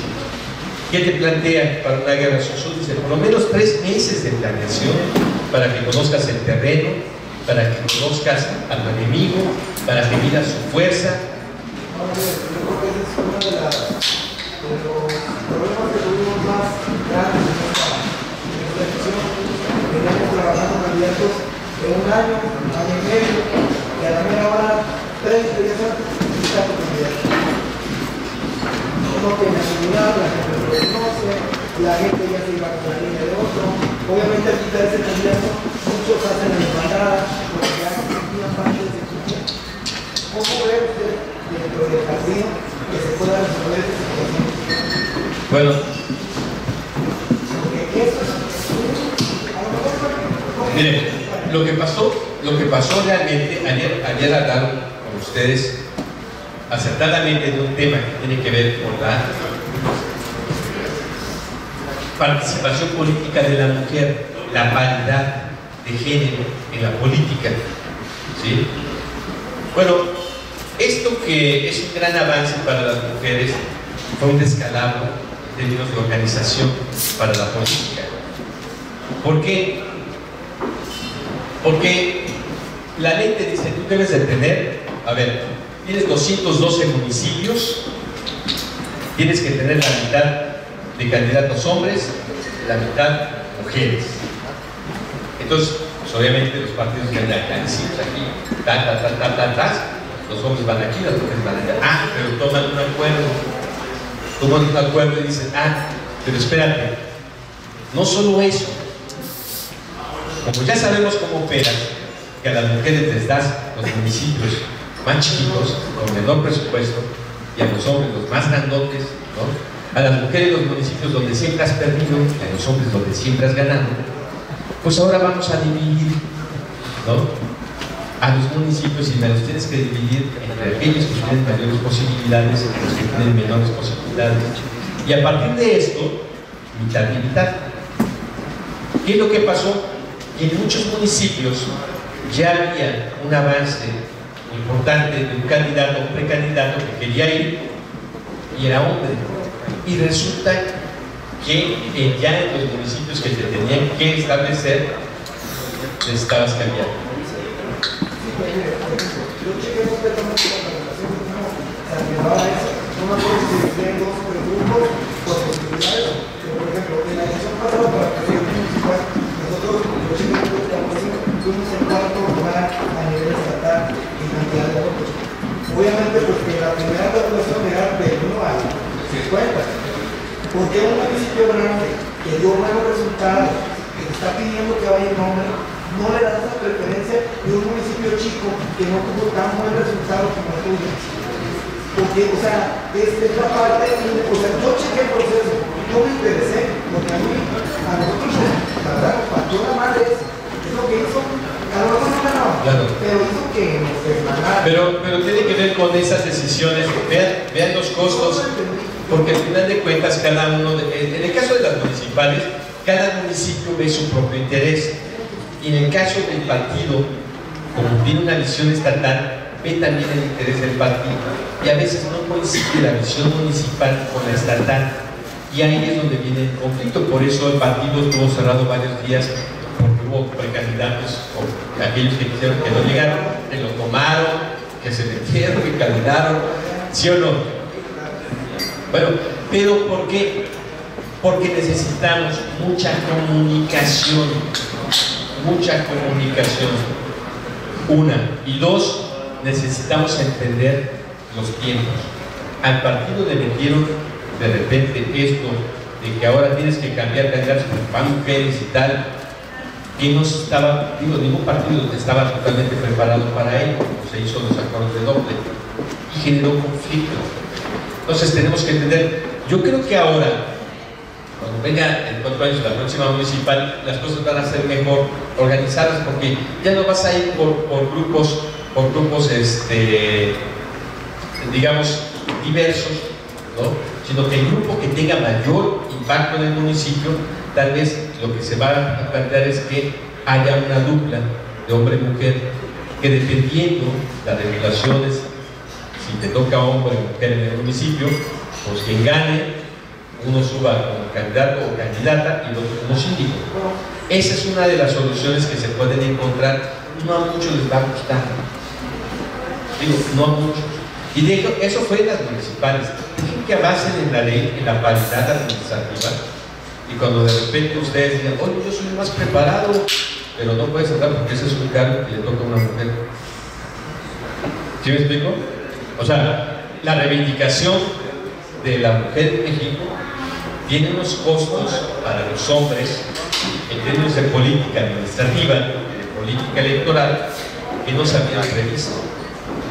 Yo siempre he dicho que México, como país, necesita a los mejores hombres y a las mejores mujeres.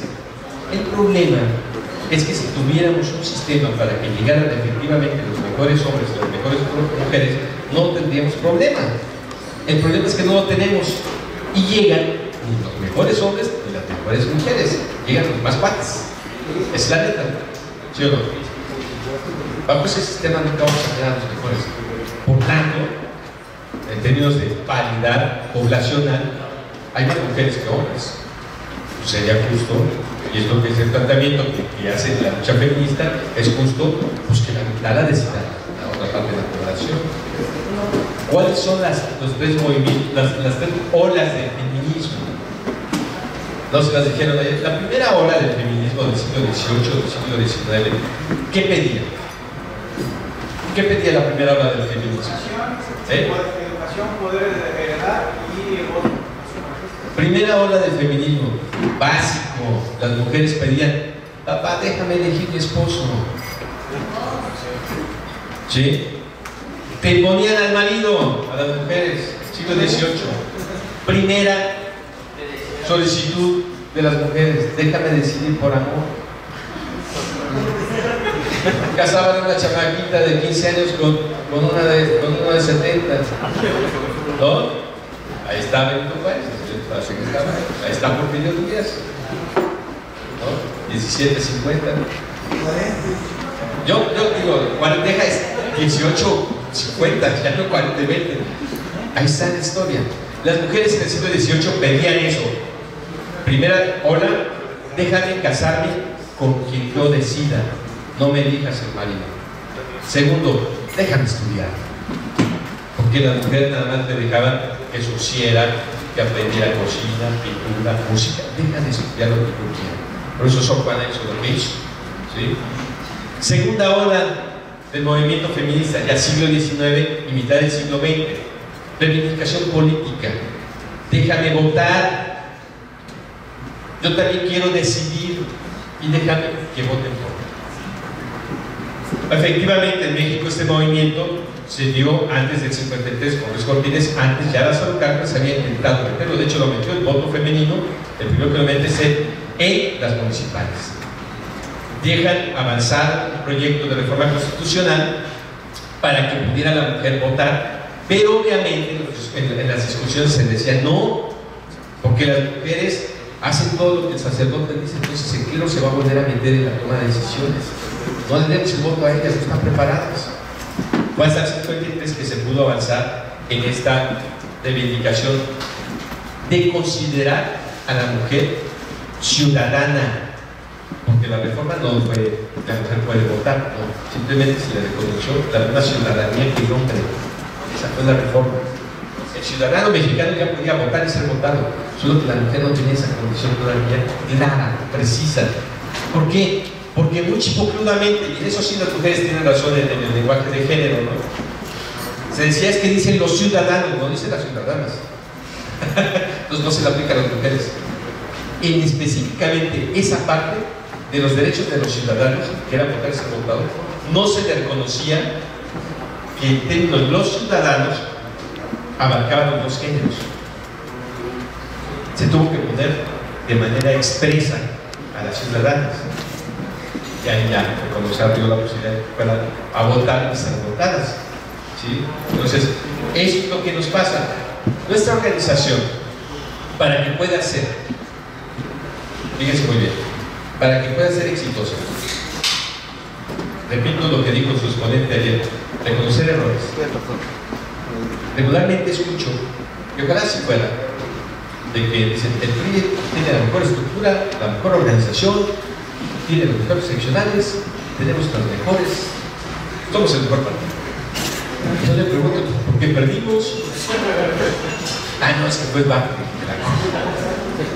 A ver, con todo igual, con todo y el problema de corrupción, con todo aquello que quieran ustedes señalar que está en contra nuestra, si diseñamos una buena campaña política, la ganamos, porque para eso es la estrategia, para eso hay militares electorales, para eso tenemos que entender. Si nosotros seguimos con el discurso de es que estamos en la lona por las corrupciones, Veracruz, sinónimo de Veracruz corrupción, porque el PRI es sinónimo de corrupción, porque aquellos que están gobernando ahorita controlan a la policía y nos van a echar encima, porque ahora ellos tienen el presupuesto y ahora ellos van a pagar sus seccionales mejor que nosotros, y podemos ponerles mucho ¿sí? Si nosotros seguimos con ese discurso, estamos perdidos. O sea, pues, ¿para qué vamos a la elección? Pues ya déjenos que ganen, no te gastes el dinero, no se desgaste, no te enojes, ¿no? No es así. En las peores condiciones que podamos tener como partido, tenemos posibilidades de triunfar si hacemos bien las cosas. Si las hacemos mal, si tenemos malos mandos, malos generales, malos coordinadores de campaña, si tenemos gente que no transfiere la información adecuadamente a los nuestros, si no tenemos un buen diseño de campaña, si no tenemos buenas propuestas, si no tenemos candidatos que no tengan esas cosas que luego cuelgan por atrás, ¿no? Si no tenemos esos candidatos que no tengan colas que le pisen, candidatos serios. Miren, en la elección de Alemania, la elección de chilenos, ¿qué fue? No, la de Alemania, 88. Fundación Colosio Nacional sacó un concurso a nivel nacional sobre ensayo político, y les decía que yo en esa época estaba trabajando con una persona que recuperamos esta parte del discurso. Yo escribía discursos al gobernador chileno 4 años, escribí 4 años del discurso del gobernador, yo los escribí, ellos 2 3 años cuando hacía eso. Cuando viene la campaña, era obvio que tenía la información de los sectores, la mandaban, todas las dependencias, pues yo escribí los discursos, los pedían, ¿no? O a mi jefe se los pedían, pero yo era el que los escribía, el que talachaba, el que redactaba, el que... En computador, entre los computadores. ¿Por qué les digo esto? Cuando nosotros estábamos en esa situación de la campaña de Alemania, nosotros empezamos y de repente viene la campaña y sale un desplegado el día sábado, el primer día de campaña, y son 2 partidos, PRD y no me acuerdo del otro, Silpan, 3 pasos. Sacan 15 días de movimiento de campaña, ¿no? ¿Y saben qué había en la de nosotros? Nada.